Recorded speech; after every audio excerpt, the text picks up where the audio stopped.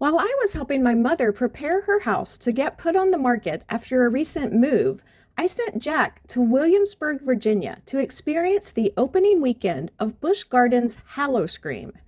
I wasn't too sad to miss it, but Jack usually enjoys this annual fall event, so he was excited to go. He was even excited enough that he stayed in the park all afternoon and evening, despite the fact that there was rain and thunderstorms much of the time that scared away a lot of the usual crowd. Busch Gardens Williamsburg has been ranked one of the most beautiful theme parks in the country, but for a few weeks each fall, it is overrun by ghouls, ghosts, and goblins as people travel from all over the region to celebrate the spooky season at one of Busch Gardens' most popular annual events. In this video, Jack will show you around inside the haunted houses, through the outdoor terror-tories, and share the event's shows with you as well. There are a couple of Halloween happenings that don't start until later in the season, and we'll tell you all about those also. Warning, there will be some theater gore here, like what you would find in any haunted house. If you're sensitive to such things, you may want to be prepared. So here's Jack to tell us about Howl-O-Scream 2023. Busch Gardens Howl-O-Scream begins in 15 minutes. Please be aware, if you are still in the park, you will be scared. We hope you are enjoying your day. And remember, in 15 minutes, the scare is everywhere.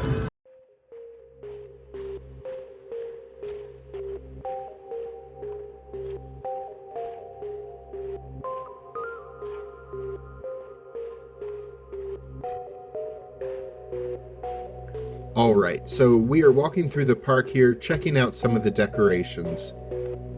All of the outdoor rides were shut down at this point in my visit due to the weather, and most of the rides at this theme park are outdoors. Usually at Howl-O-Scream, most of the rides are open throughout the event. We're going to start by talking about the shows, and then we'll get to the haunted houses after that. We start in Fest House, a food hall in the Germany section of the park with Phantoms of the Fest House. This show has been around a few years, and it demonstrates what a reality show singing competition would be like between monsters. This is the host of the show here introducing the 4 contestants, each of whom is a cross between a monster and a well-known pop singer. For instance, this is Seance, a cross between the Bride of Frankenstein and Beyoncé. She performs a hit Beyoncé song. Next came Dead Sheeran,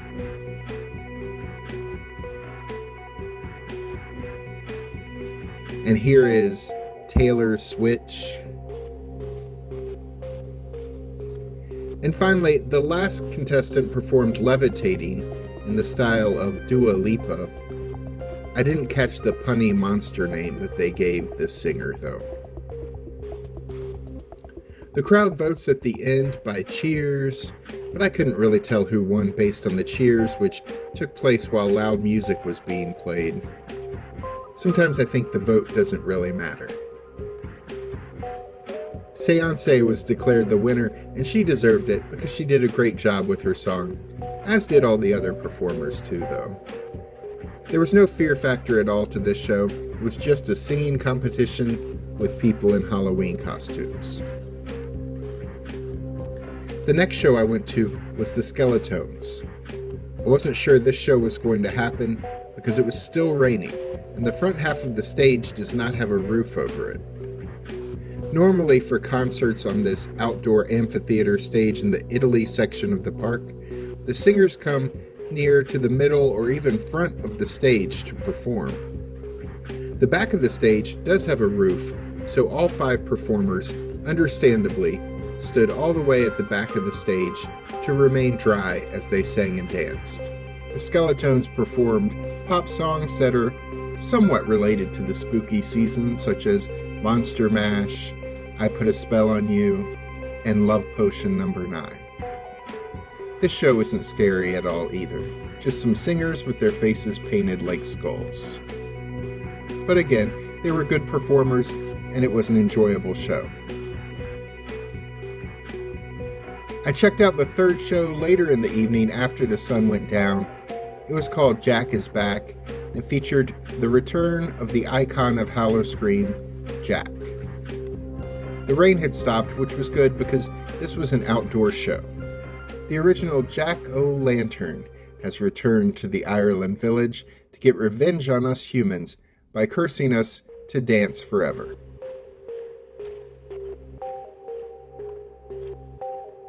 There were some dancers on stage and other dancers dressed like scarecrows dancing out with the crowd. Usually, at least some of these scarecrows are dancing on stilts, but the stilts did not make an appearance due to conditions on the ground following the on and off rain that lasted all afternoon. The music featured here was all disco hits, and it was a pretty fun show. Again, nothing scary here, just a character in a pumpkin mask, who also does meet and greets outside during the day, weather permitting.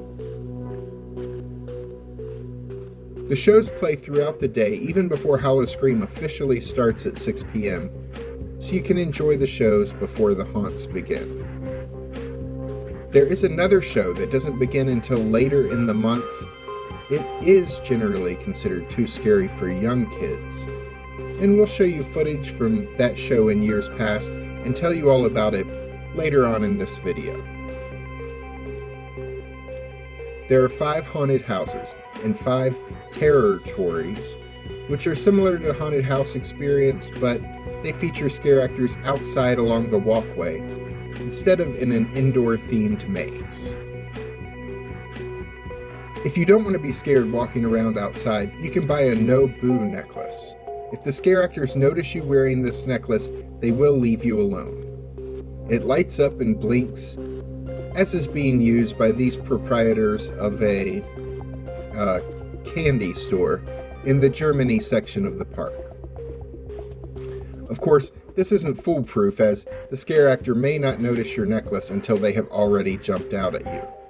But they do try to leave people alone if they're wearing these necklaces. The no-boo necklaces do not work inside the haunted houses, though. If you don't want to be scared, you should not go into a haunted house.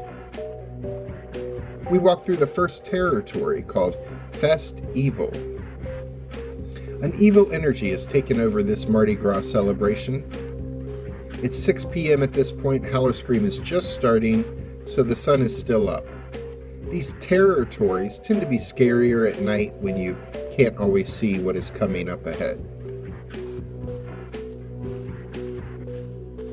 The first haunted house we will see is Deathwater Bayou. It also has a haunted New Orleans Mardi Gras feel. Like 4 of the 5 houses this year, this house was featured last year, but it has been revamped a bit. It isn't exactly the same. We aren't going to show you a full walkthrough of any of these houses. We want to show you enough that you get a feel for what it's like, but also leave some things to jump out at you if you check this event out in person.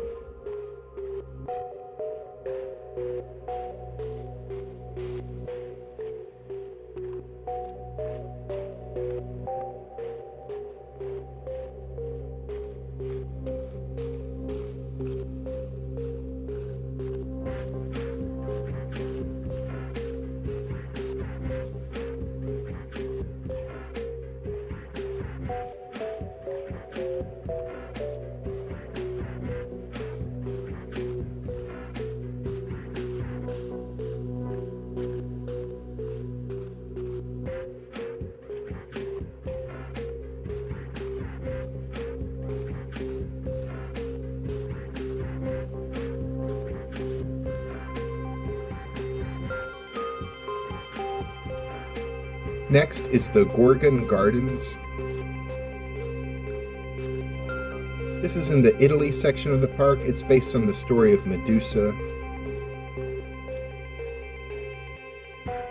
Be careful not to look at her crazy snake hair, or you'll be turned to stone like some of these poor souls.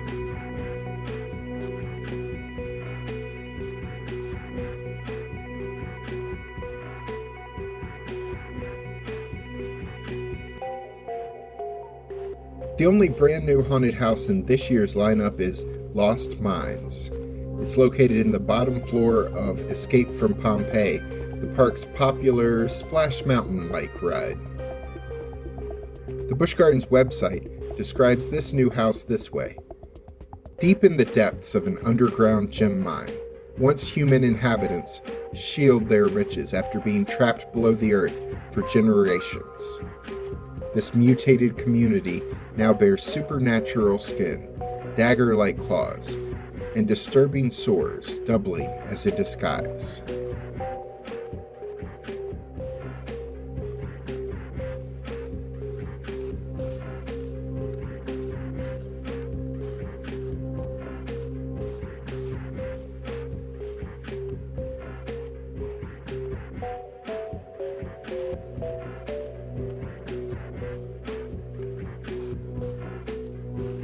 By this point in the evening, the rides were all back up and running. The lines for both the rides and the haunted houses were pretty short most of the evening.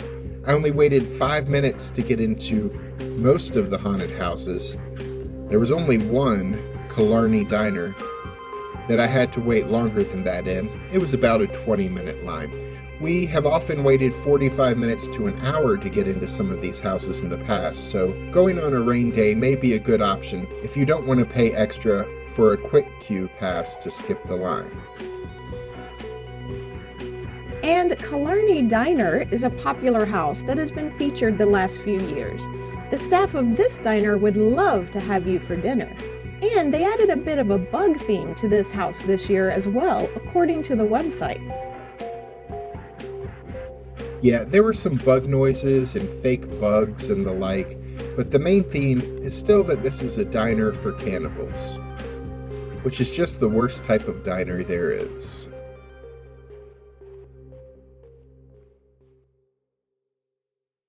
The next outdoor territory is the meat market, so more cannibals. Yeah, Howl-O-Scream really looks down on cannibals. I'm not sure why. This is where I encountered some roving chainsaws this year. This territory was difficult to film as the sun had gone down and there was not much light back in this area, which is the only reason any of this looked real.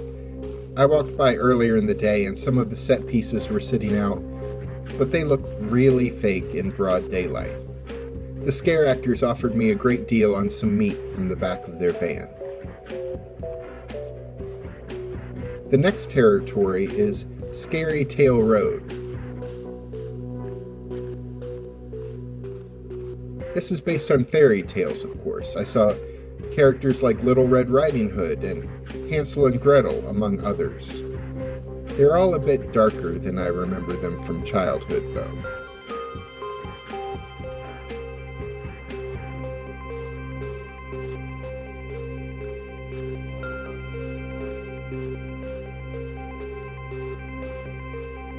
Next was Nevermore.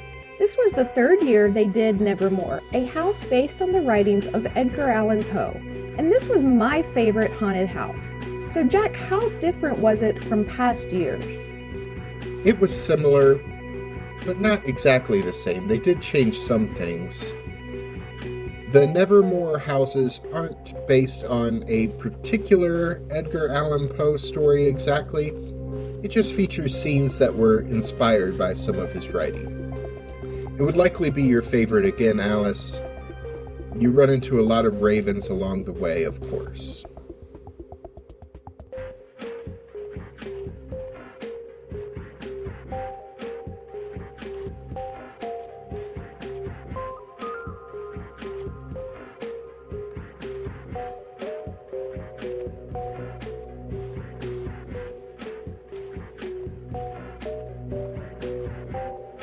Now, I understand one of the houses was not running while you were there. Yes, one of the haunted houses is not in a building. It's an outdoor maze. It's called Witch of the Woods. It takes place literally in the woods, and it was way too muddy to have everyone walking around back there.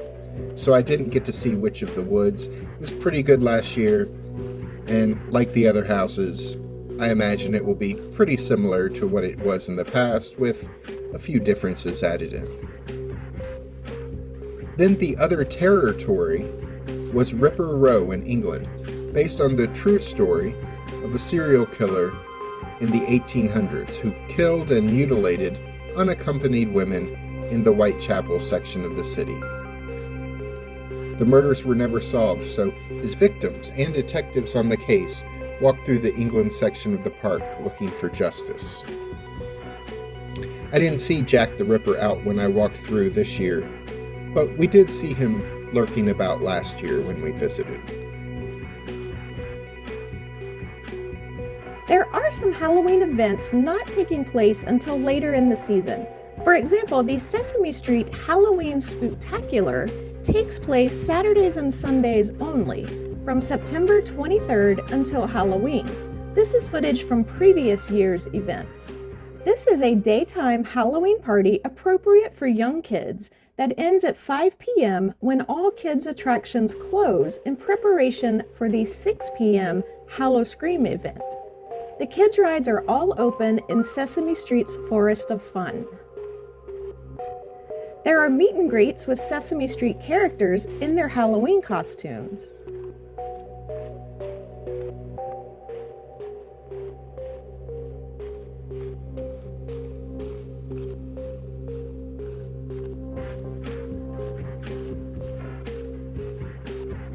Also, as part of the event, there's a kids' costume contest, a dance party, and a hay maze.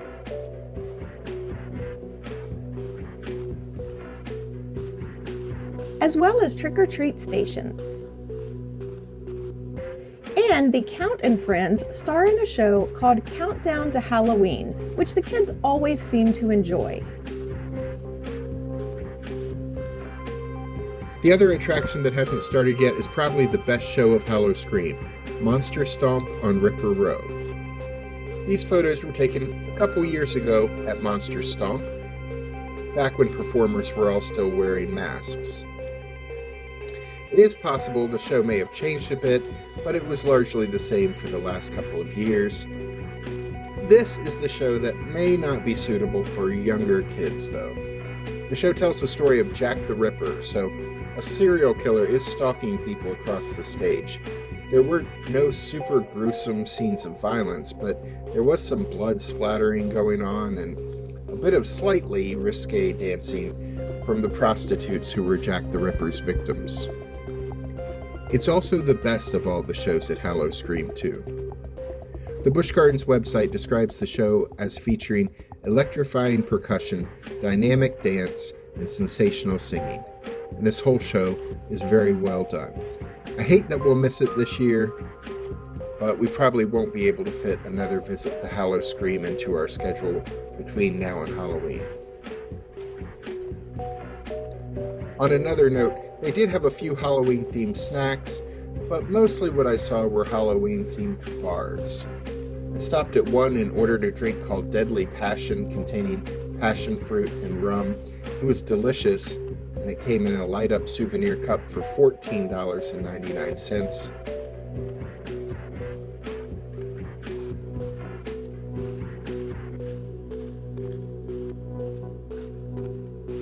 And of course, they have a good variety of Halloween-themed merchandise for sale in their shops. So what is your overall review of this event? Howl-O-Scream is really well done. If you liked haunted Halloween events, this is a good one to check out. The event seems to only change a little each year, which makes sense. It would be cost prohibitive for Busch Gardens to start from scratch every year. But if you attend every year, as we have been lately, it does start to feel a little repetitive. This is a very popular event, though, and they do try to add enough twists each year that it's not exactly the same thing. It's a lot of fun if you're the type of person who enjoys events like this. It is not everyone's cup of tea, of course, including Alice's, but as theme park haunts go, this one is pretty good. Howl-O-Scream is open select nights between now and Halloween. Tickets start as low as $52.99, but the price varies depending on which day you go. If you go the Saturday before Halloween, tickets are at their most expensive at $79.99. Click the links at the end of this video to check out the Edgar Allan Poe Museum that we visited in Richmond, or check out a family-friendly fall festival on a farm in Virginia Beach. I'm Alice. And I'm Jack. Be sure to click the subscribe button and the notification bell so we can see you the next time we're traveling through.